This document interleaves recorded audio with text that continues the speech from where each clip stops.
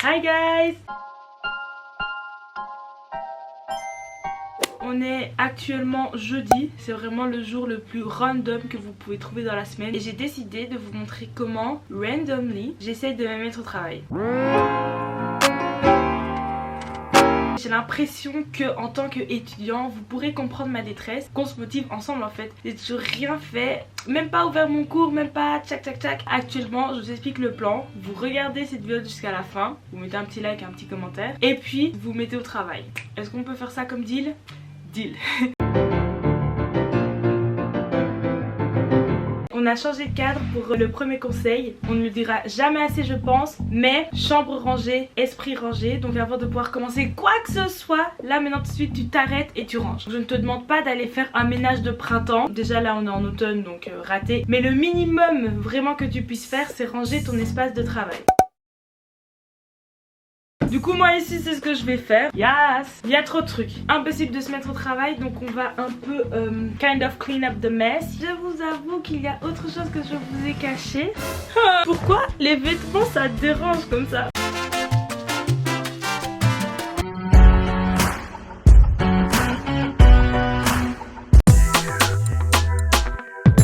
Ça c'est ce que j'appelle un espace de travail on flux. Est-ce qu'on serait pas prêt à la deuxième étape?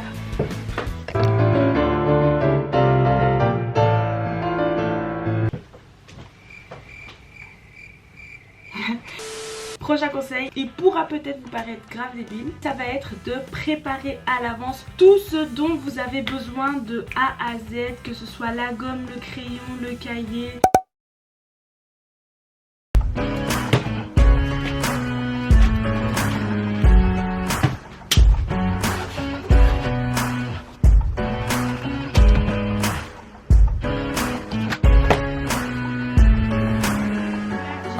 De faire mes exercices de physique. Du coup j'ai préparé mon cahier à exercices, mon cahier en synthèse, comme ça dès qu'il y aura quelque chose que je comprends pas je pourrai directement aller voir. Mon ordinateur, j'ai tout ce qui est exercice. J'ai préparé mes notes de cours, comme ça si jamais même dans mes synthèses et dans mon cahier à exercices il y a des trucs que je comprends pas, je pourrais les revoir dans mes notes de cours. Ma calculatrice indispensable, Tipex encore plus indispensable. Là vous êtes en train de vous dire bah oui machin, préparer ses affaires c'est la base.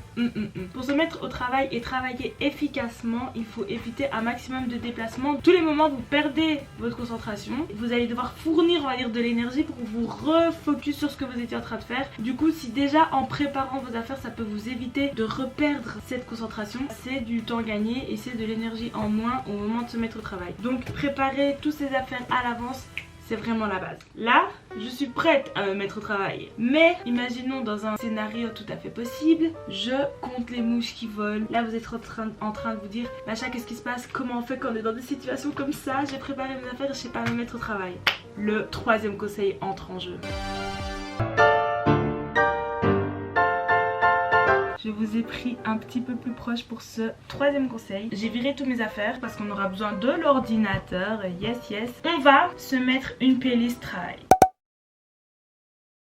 En fonction du travail et de ce que vous devez faire, par exemple des exercices ça demande de la concentration mais qu'il y ait du bruit autour ça ne dérange pas. Je prends mon ordinateur, je vais sur YouTube et je me mets ma meilleure playlist Estudiare. Il y en a plusieurs franchement que je conseille qui sont bien. Déjà la base, et c'est une amie en secondaire qui me l'avait conseillé, c'est Dark Academia.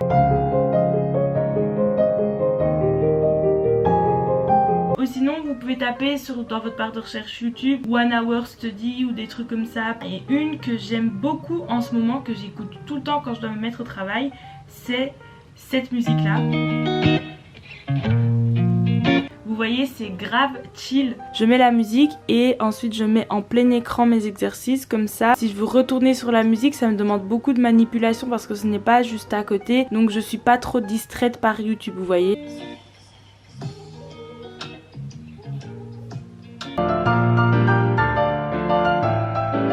Pour moi, l'indispensable, c'est-à-dire que se mettre au travail sans envisager cette option-là, c'est impossible, c'est se débarrasser de ça. Ne pas rester trop longtemps sur mon téléphone, c'est un truc sur lequel je mets un point d'honneur, mais alors encore plus quand je me mets au travail. Du coup moi ce que je vous conseille, de le donner à vos parents et tu dis oui, je dépose mon téléphone ici parce que je vais travailler et tant que je n'ai pas fini, je ne viens pas le récupérer. Si c'est votre maman qui garde ton téléphone parce que tu travailles, elle va s'attendre à venir te retrouver dans au moins 15 minutes, tu vois. Inconsciemment, ça va vous obliger, vous donner une petite pression, on se comprend, quand vous faites que effectivement vous ne pouvez plus retourner sur votre téléphone puisqu'il est sur la surveillance de vos parents, de votre famille, de n'importe qui, de votre chien. Mais voilà, vous avez capté le message.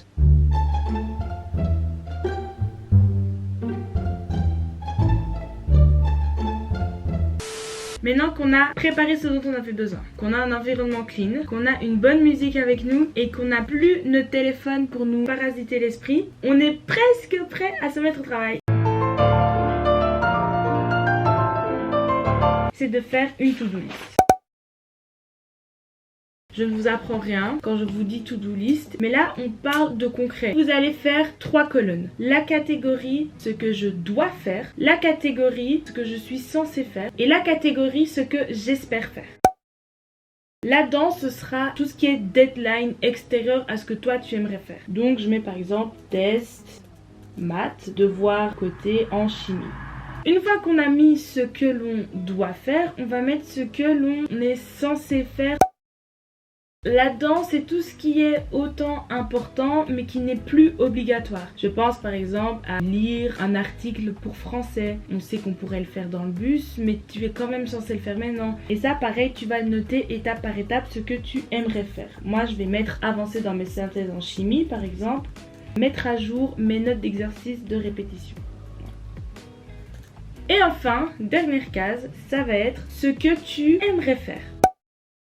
Tous ces trucs que tu laisses derrière parce que vas-y flemme, que tu te dis si je le faisais en vrai ce serait grave bien. Tu sais que tu le feras pas mais t'espères quand même le faire. Les gars, c'est la Macha du montage qui vous fait une petite apparition. Désolée, je suis dans la voiture, mais on y est. Et l'important de faire une hiérarchie comme ça des priorités, c'est que ça vous donne en fait un plan directement dans votre tête et vous savez exactement où vous allez. Alors que si de base vous avez juste fait une liste où vous mettez un tas d'informations d'un coup, vous allez vous perdre et vous n'allez pas vraiment savoir par où commencer. Et en plus, ça peut vous inciter à aller encore plus loin parce que vous aurez mis sur papier toutes ces choses qui d'habitude vous ne pensez même pas à les faire, mais que ici vous pouvez faire.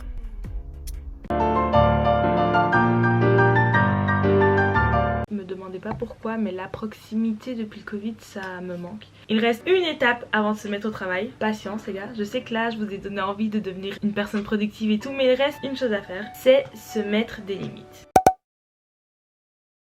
Et là, l'important ça va être de se dire, moi je connais mes capacités, 40 minutes c'est beaucoup. Si je dépasse ça, je serai plus productive. D'accord. Tu vas te dire, je travaille 35 minutes à fond et puis pendant 5 minutes, je finalise ce que j'étais en train de faire pour ne pas t'arrêter en plein milieu de quelque chose. Ou bien alors, tu vas te dire, je fais 3 feuilles. On n'est pas venu pour se dégoûter du travail. Personne, je pense ici, peut dire j'aime travailler. Si c'est le cas, soit tu es un psychopathe, soit je t'admire beaucoup. Si tu te dis, ouais, moi je travaille 2 heures à fond et que tu travailles que 1 heure, tu te sentiras frustré, tu sentiras de la culpabilisation, tu iras dormir, tu iras sur ton tel pour essayer de te rassurer. C'est pour ça qu'il est important de se mettre des limites. Par exemple ici je vais fonctionner par exercice parce qu'il y a certains exercices qui me demandent beaucoup de temps, d'autres pas du tout et je ne peux pas jauger à l'avance combien de temps il me faudra. J'aimerais faire 3 exercices de physique coûte que coûte, peu importe le temps que ça me prendra. Après je me prendrai une bonne pause.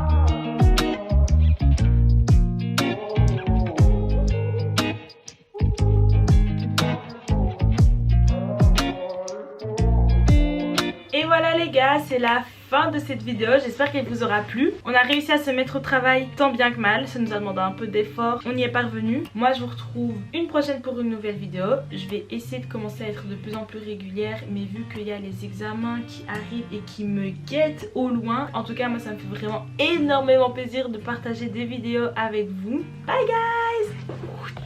Et maintenant...